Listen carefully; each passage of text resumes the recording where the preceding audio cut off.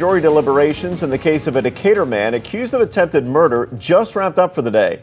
Thanks for choosing us. I'm Jim Abbott. Way 31's Julia Miller has been in the courtroom all day today. And Julia, what did you learn before the state and defense rested?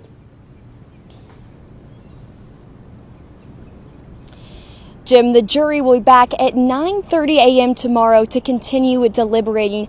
Over the past 2 days, the jury has heard testimony from 7 witnesses, all called by the state, and the defense has called none.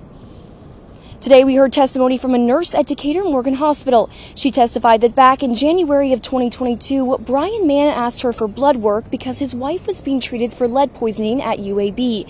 She says he claimed an x-ray he took of himself at his chiropractic office showed he had lead in his body. She questioned it, but did another x-ray which did show lead. But she says further tests revealed it hadn't been in his system very long. We also heard from one of Hannah's doctors at UAB who said Hannah was in bad shape when she arrived. She described her condition as clinically deteriorating. She testified Brian's answers to her questions were vague, and he seemed unconcerned about his wife's condition. She says when asked to bring the supplements he was giving Hannah, he showed up with just a photo of the bottle. She testified Hannah's lead level was in the high 80s, far above the normal level of 10. She called it one of the worst cases they'd ever seen.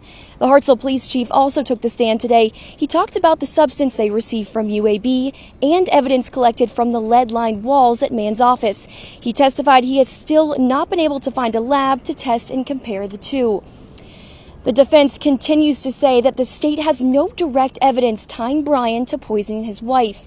We will continue to keep you updated on all the updates happening with this trial on Way 31 News, online and on air. Reporting live in Decatur with coverage you can count on, Julia Miller, Way 31 News.